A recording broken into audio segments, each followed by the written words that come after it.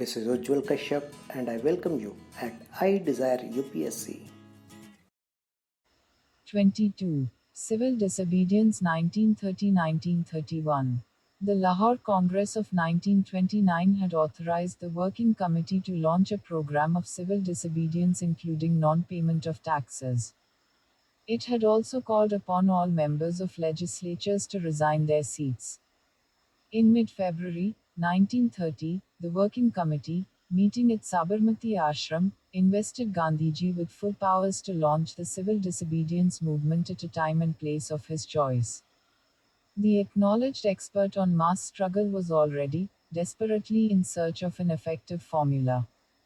1. His ultimatum of the 31st of January to Lord Irwin, stating the minimum demands in the form of 11 points, had been ignored, and there was now only one way out: civil disobedience. By the end of February, the formula began to emerge as Gandhiji began to talk about salt. There is no article like salt outside water by taxing which the state can reach even the starving millions, the sick, the maimed, and the utterly helpless. The tax constitutes therefore the most inhuman poll tax the ingenuity of man can devise. 2. On the 2nd of March, he addressed his historic letter to the Viceroy in which he first explained at great length why he regarded British rule as a curse. It has impoverished the dumb millions by a system of progressive exploitation. It has reduced us politically to serfdom. It has sapped the foundations of our culture. It has degraded us spiritually. 3. He then informed the Viceroy of his plan of action, as he believed every true satyagrahi must. On the 11th day of this month, I shall proceed with such co-workers of the ashram as I can take, to disregard the provisions of the salt laws. It is, I know, open to you to frustrate my design by arresting me. I hope that there will be tens of thousands ready, in a disciplined manner, to take up the work after me, and, in the act of disobeying the Salt Act, to lay themselves open to the penalties of a law that should never have disfigured the statute book. 4. The plan was brilliantly conceived, though few realized its significance when it was first announced. Gandhiji, along with a band of 78 members of the Sabarmati Ashram, among whom were men belonging to almost every region and religion of India, was to march from his headquarters in Ahmedabad through the villages of Gujarat for 240 miles. On reaching the coast at Dandi, he would break the salt laws by collecting salt from the beach. The deceptively innocuous move was to prove devastatingly effective. Even before the march began, thousands began to throng the Sabarmati ashram in anticipation of the dramatic events that lay ahead. And Gandhiji painstakingly explained his plans, gave directions for future action, impressed on the people the necessity for non-violence, and prepared them for the government's response. Wherever possible, civil disobedience of salt laws should be started. Liquor and foreign cloth shops can be picketed. We can refuse to pay taxes if we have the requisite strength. The lawyers can give up practice. The public can boycott the courts by refraining from litigation. Government servants can resign their posts. I prescribe only one condition, viz., let our pledge of truth and non-violence as the only means for the attainment of Swaraj be faithfully kept. 5. Explaining the power of civil disobedience, he said, supposing 10 persons from each of the 700,000 villages in India come forward to manufacture salt and to disobey the Salt Act, what do you think this government can do? Even the worst autocrat you can imagine would not dare to blow regiments of peaceful civil resistors out of a cannon's mouth. If only you will bestir yourselves just a little, I assure you we should be able to tire this government out in a very short time. 6. He also explained how non-violence enabled the widest participation of the people, and put the government in an unenviable quandary. To a crowd who came to the ashram on the 10th of March, he said, though the battle is to begin in a couple of days, how is it that you can come here quite fearlessly? I do not think any one of you would be here if you had to face rifle shots or bombs. But you have no fear of rifle shots or bombs. Why? Supposing I had announced that I was going to launch a violent campaign, not necessarily with men armed with rifles, but even with sticks or stones, do you think the government would have left me free until now? Can you show me an example in history, be it in England, America, or Russia, where the state has tolerated violent defiance of authority for a single day? But here you know that the government is puzzled and perplexed. 7. And as Gandhiji began his march, staff in hand, at the head of his dedicated band, there was something in the image that deeply stirred the imagination of the people. News of his progress, of his speeches, of the teeming crowds that greeted and followed the marches, of the long road lovingly strewn with leaves and festooned with banners and flags, of men and women quietly paying their homage by spinning yarn on their charkas as Gandhiji passed, of the 300 village officials in Gujarat who resigned their posts in answer to his appeal, was carried day after day by newspapers to readers across the country and broadcast live by thousands of Congress workers to eager listeners. By the time Gandhiji reached Dandi, he had a whole nation, aroused and expectant, waiting restlessly for the final signal.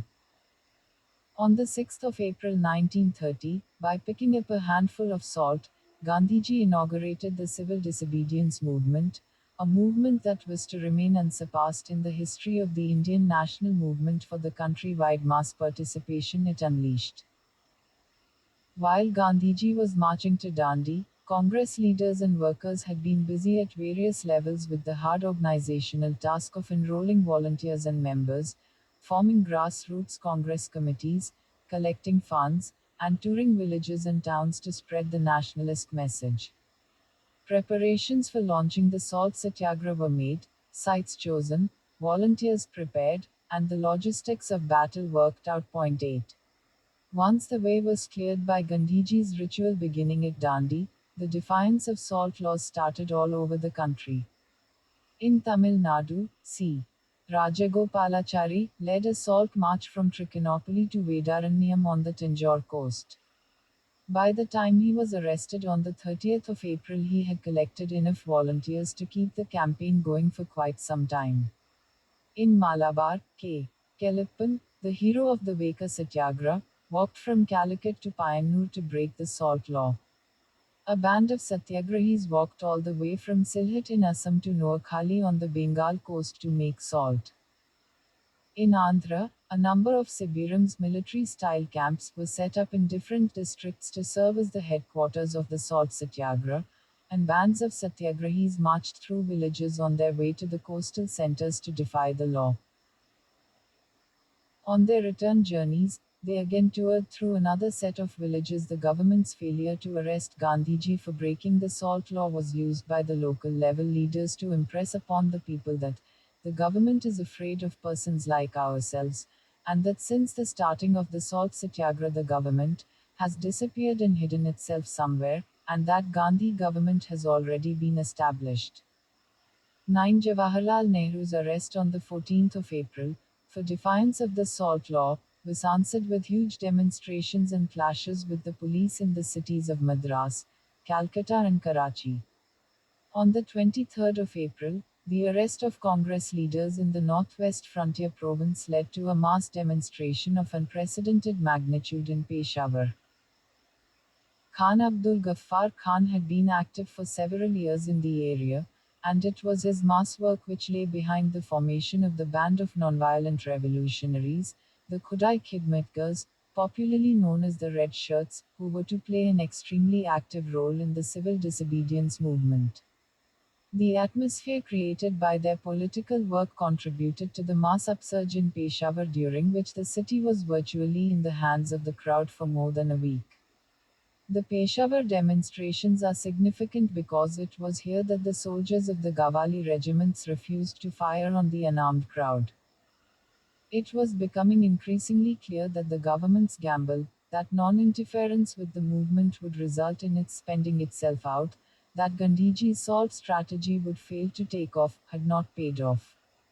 In fact, the government had never been clear on what course it should follow, and was, as Gandhiji had predicted, puzzled and perplexed. 10. The dilemma in which it found itself was a dilemma that the Gandhian strategy of nonviolent civil disobedience was designed to create. The government was placed in a classic, damned if you do, damned if you don't, fix, i.e., if it did not suppress a movement that brazenly defied its laws, its administrative authority would be seen to be undermined and its control would be shown to be weak.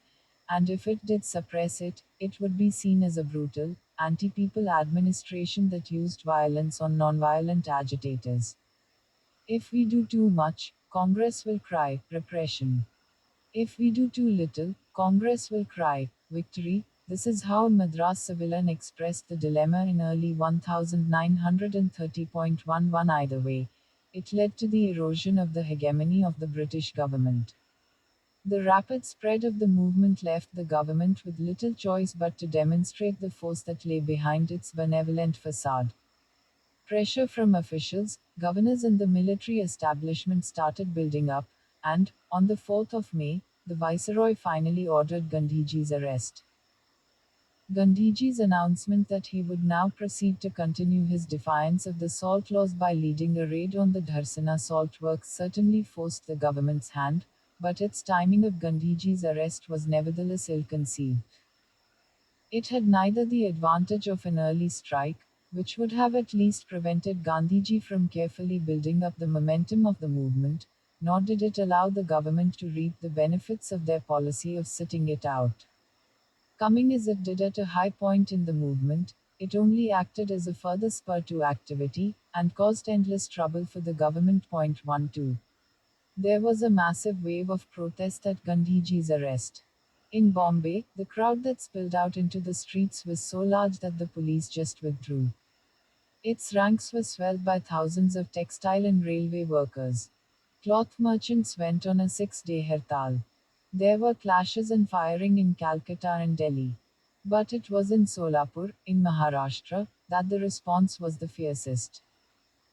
The textile workers, who dominated the town, went on strike from the 7th of May, and along with other residents, burnt liquor shops and proceeded to attack all symbols of government authority, the railway station, law courts, police stations, and municipal buildings.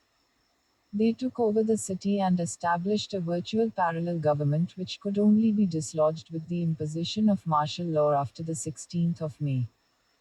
But it was nonviolent heroism that stole the show as the salt satyagraha assumed yet another, even more potent form.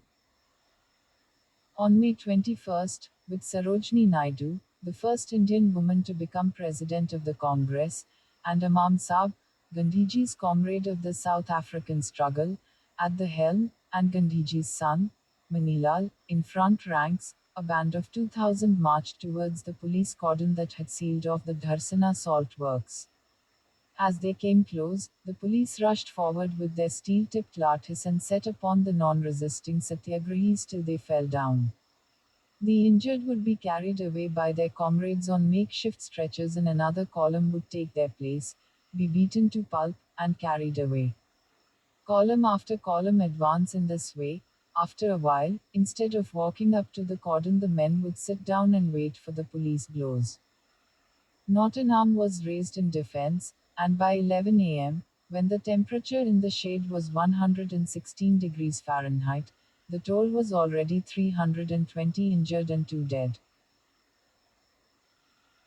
Webb Miller, the American journalist, whose account of the Dharsana Satyagraha was to carry the flavor of Indian nationalism to many distant lands, and whose description of the resolute heroism of the Satyagrahis demonstrated effectively that nonviolent resistance was no meek affair, summed up his impressions in these words: in 18 years of my reporting in 20 countries, during which I have witnessed innumerable civil disturbances, riots, street fights, and rebellions, I have never witnessed such harrowing scenes as at Dharsana.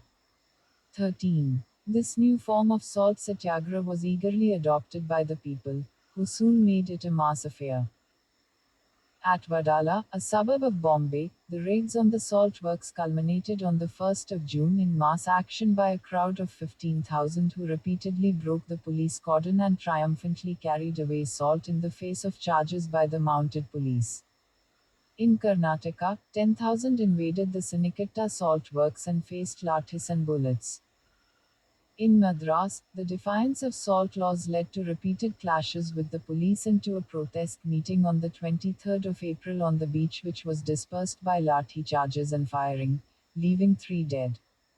This incident completely divided the city on racial lines, even the most moderate of Indians condemning the incident and rallying behind the nationalists.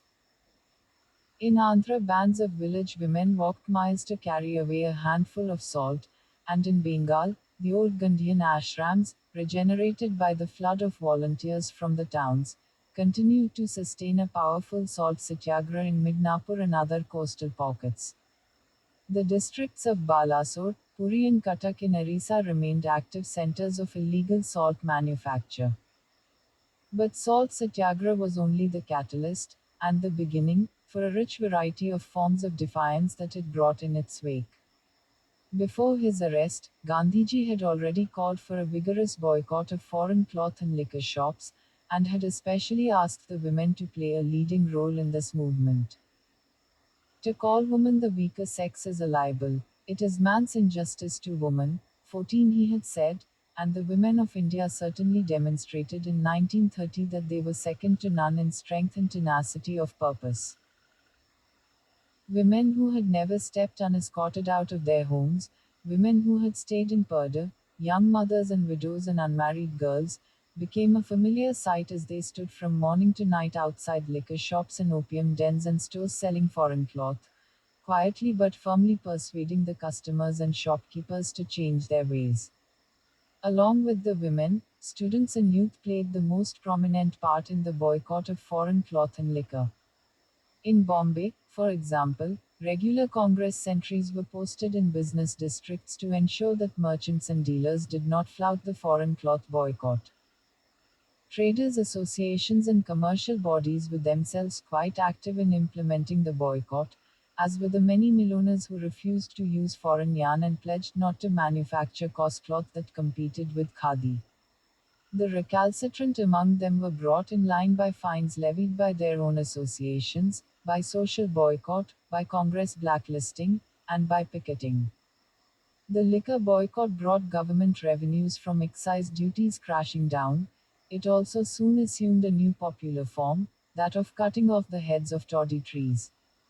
The success of the liquor and drugs boycott was obviously connected with the popular tradition of regarding abstinence as a virtue and as a symbol of respectability. The depth of this tradition is shown by the fact that lower castes trying to move up in the caste hierarchy invariably tried to establish their upper caste status by giving up liquor and eating of meat. Eastern India became the scene of a new kind of no tax campaign, refusal to pay the Chaukidara tax. Chaukidars, paid out of the tax levied specially on the villages, were guards who supplemented the small police force in the rural areas in this region. They were particularly hated because they acted as spies for the government and often also as retainers for the local landlords. The movement against this tax and calling for the resignation of Chaukidars, and of the influential members of Chaukidari Panchayats who appointed the Chaukidars, first started in Bihar in May itself, as salt agitation had not much scope due to the landlocked nature of the province. In the Manga, Saran and Bhagalpur districts, for example, the tax was refused, Chaukidars induced to resign, and social boycott used against those who resisted. The government retaliated by confiscation of property worth hundreds and thousands in lieu of a few rupees of tax, and by beatings and torture. Matters came to a head in Bihipur in Bhagalpur on May 31st when the police, desperate to assert its fast eroding authority, occupied the Congress ashram which was the headquarters of nationalist activity in the area. The occupation triggered off daily demonstrations outside the ashram, and a visit by Rajendra Prasad and Abdul Bari from Patna became the occasion for a huge mass rally, which was broken up by a lathi charge in which Rajendra Prasad was injured. As elsewhere, repression further increased the nationalist strength, and the police just could not enter the rural areas. In Bengal, the onset of the monsoon, which made it difficult to make salt, brought about a shift to anti-Chaukidar and anti-Union Board agitation. Here too, villages withstood severe repression, losing thousands of rupees worth of property through confiscation and destruction, and having to hide for days in forests to escape the wrath of the police. In Gujarat, in Kheda district, in Bardoli Taluka in Surat district, and in Jambusa in Broch, a determined no tax movement was in progress. The tax refused here was the land revenue. Villagers in their thousands, with family, cattle and household goods, crossed the border from British India into the neighbouring princely states such as Baroda and camped for months together in the open fields. Their houses were broken into, their belongings destroyed, their lands confiscated. The police did not even spare Vallabhbhai Patel's 80-year-old mother, who sat cooking in her village house in Karansad. Her cooking utensils were kicked about and filled with kerosene and stone. Vallabhbhai, on his brief sojourns out of jail throughout 1930, continued to provide encouragement and solace to the hard-pressed peasants of his native land. Though their meager resources were soon exhausted, and weariness set in, they stuck it out in the wilderness till the truce in March 1931 made it possible for them to return to their homes. Defiance of forest laws assumed a mass character in Maharashtra, Karnataka and the central provinces, especially in areas with large tribal populations who had been the most seriously affected by the colonial government's restrictions on the use of the forest. At some places, the size of the crowd that broke the forest laws swelled to 70,000 and above. In Assam, a powerful agitation led by students was launched against the infamous Cunningham Circular, which forced students and their guardians to furnish assurances of good behavior. The people seemed to have taken to heart Jawaharlal Nehru's message when he unfurled the national flag at Lahore in December 1929. Remember once again, now that this flag is unfurled, it must not be lowered as long as a single Indian, man, woman, or child lives in India. 15 attempts to defend the honor of the national flag in the face of severe brutalities often turned into heroism of the most spectacular variety. At Bandur, on the Andhra coast, Tota Narasimha Naidu preferred to be beaten unconscious by a 15-member police force rather than give up the national flag. In Calicut, P. Krishna Pillai, who later became a major communist leader, suffered lathi blows with the same determination. In Surat, a group of children used their ingenuity to defy the police. Frustrated by the repeated snatching of the national flag from their hands, they came up with the idea of stitching khadi dresses in the three colors of the national flag, and thereafter these little, living flags, triumphantly paraded the streets and defied the police to take away the national flag. 16. The national flag, the symbol of the new spirit, now became a common sight even in remote villages. UP was the setting of another kind of movement, a no revenue, no rent campaign. The no revenue part was a call to the zamindars to refuse to pay revenue to the government, the no rent a call to the tenants not to pay rent to the zamindars. In effect, since the zamindars were largely loyal to the government, this became a no rent struggle. The civil disobedience movement had taken a firm hold in the province in the initial months, but repression had led to a relative quiet, and though no rent was in the air, it was only in October that activity picked up again when Jawaharlal Nehru, out of jail for a brief period, got the UP Congress committee to sanction the no rent campaign. 2 months of preparation and intensive propaganda led to the launching of the campaign in December. By January, severe repression had forced many peasants to flee the villages. Among the important centers of this campaign were the districts of Agra and Raebareli. The movement also popularized a variety of forms of mobilization. Prabhat Feras, in which bands of men, women, and children went around at dawn singing nationalist songs, became the rule in villages and towns. Petrikas, or illegal news sheets, sometimes written by hand and sometimes cyclostyled, were part of the strategy to defy the hated Press Act, and they flooded the country. Magic lanterns were used to take the nationalist message to the villages. and, as before, incessant tours by individual leaders and workers, and by groups of men and women, and the holding of public meetings, big and small, remained the staple of the movement. Children were organized into Vanar Senas or monkey armies, and at least at one place the girls decided they wanted their own separate Manjari Sena or cat army. 17. The government's attitude throughout 1930 was marked by ambivalence. Gandhiji's arrest itself had come after much vacillation. After that, ordinances curbing the civil liberties of the people were freely issued, and provincial governments were given the freedom to ban civil disobedience organizations.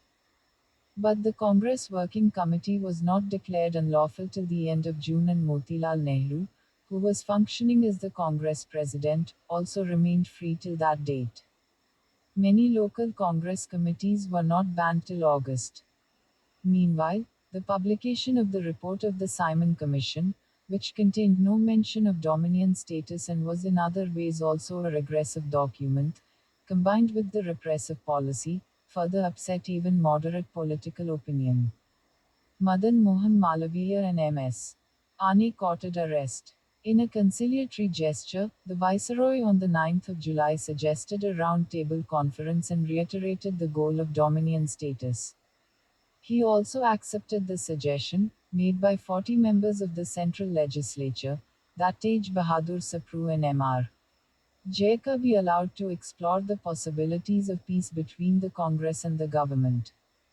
In pursuance of this, the Nehrus, father and son, were taken in August to Yerwada jail to meet Gandhiji and discuss the possibilities of a settlement.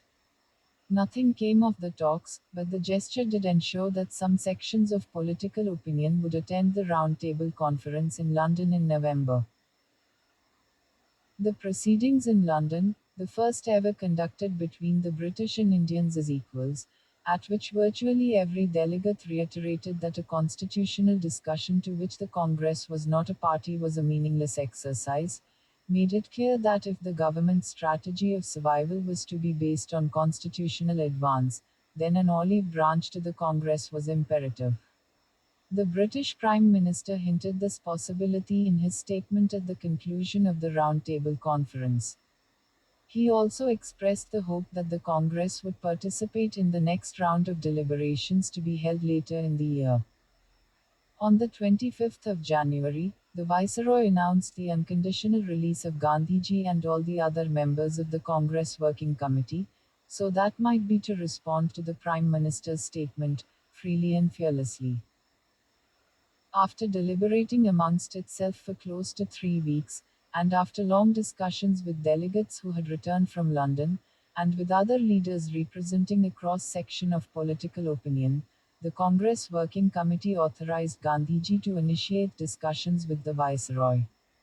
The fortnight-long discussions culminated on the 5th of March 1931 in the Gandhi-Irwin Pact, which was variously described as a truce and a provisional settlement. The pact was signed by Gandhiji on behalf of the Congress and by Lord Irwin on behalf of the government, a procedure that was hardly popular with officialdom as it placed the Congress on an equal footing with the government. The terms of the agreement included the immediate release of all political prisoners not convicted for violence, the remission of all fines not yet collected, the return of confiscated lands not yet sold to third parties, and lenient treatment for those government employees who had resigned. The government also conceded the right to make salt for consumption to villages along the coast, as also the right to peaceful and non-aggressive picketing. The Congress demand for a public inquiry into police excesses was not accepted, but Gandhiji's insistent request for an inquiry was recorded in the agreement. The Congress, on its part, agreed to discontinue the civil disobedience movement. It was also understood that the Congress would participate in the next Roundtable Conference. The terms on which the pact was signed, its timing, the motives of Gandhiji in signing the pact, his refusal to make the pact conditional on the commutation of the death sentences of Bhagat Singh and his comrades, even though he had tried his best to persuade the Viceroy to do so, have generated considerable controversy and debate among contemporaries and historians alike.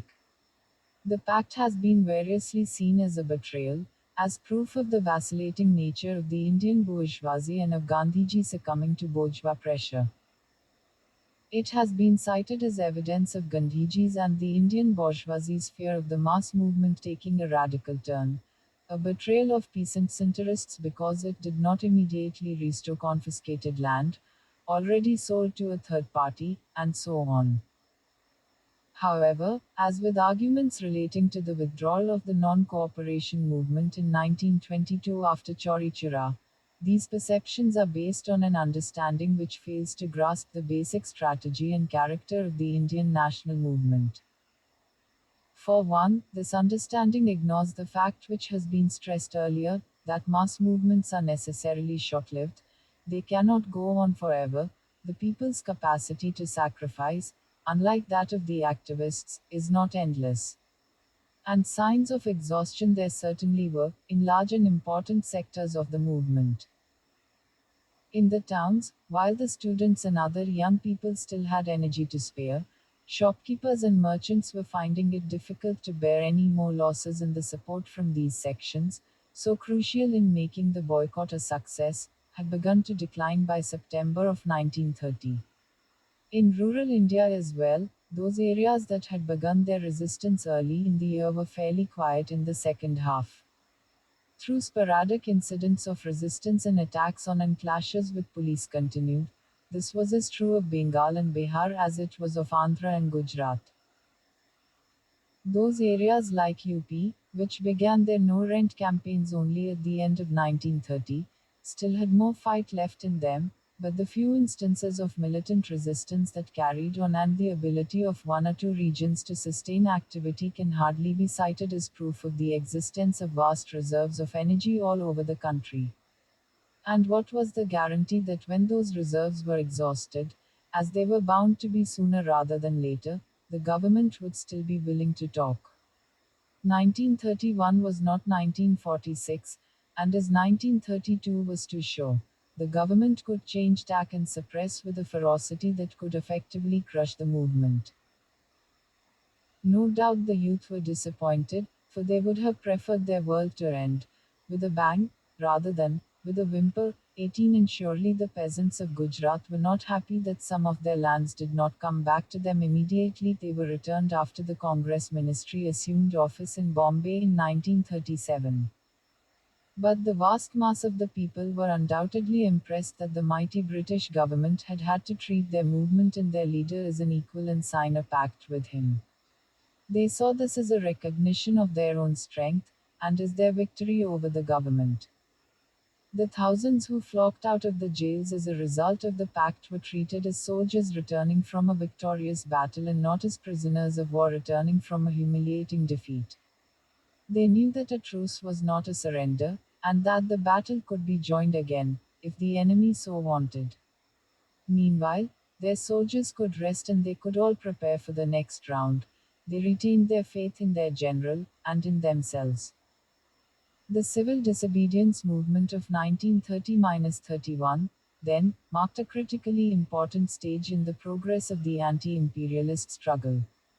The number of people who went to jail was estimated at over 90,000, more than 3 times the figure for the non-cooperation movement of 1920-22. Imports of cloth from Britain had fallen by half, other imports like cigarettes had suffered a similar fate. Government income from liquor excise and land revenue had been affected. Elections to the Legislative Assembly had been effectively boycotted. A vast variety of social groups had been politicized on the side of Indian nationalism.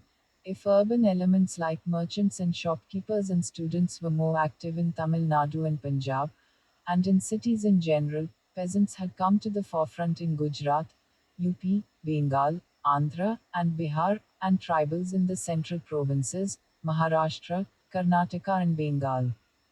Workers had not been missing from the battle either, they joined numerous mass demonstrations in Bombay, Calcutta, and Madras and were in the forefront in Solapur. The participation of Muslims in the civil disobedience movement was certainly nowhere near that in 1920-22. The appeals of communal leaders to stay away, combined with active government encouragement of communal dissension to counter the forces of nationalism, had their effect. Still, the participation of Muslims was not insignificant, either. Their participation in the Northwest Frontier Province was, as is well known, overwhelming. In Bengal, middle-class Muslim participation was quite important in Senata, Tripura, Gaibandha, Bagura and Noakhali, and, in Dikcha, Muslim students and shopkeepers as well as people belonging to the lower classes extended support to the movement. Middle and upper class Muslim women were also active. 19 The Muslim weaving community in Bihar, and in Delhi and Lucknow the lower classes of Muslims were effectively mobilized as were many others in different parts of the country. The support that the movement had garnered from the poor and the illiterate, both in the town and in the country, was remarkable indeed. Their participation was reflected even in the government statistics of jail goers, and jail going was only one of the many forms of participation. The Inspector General of Police in Bengal, E.J.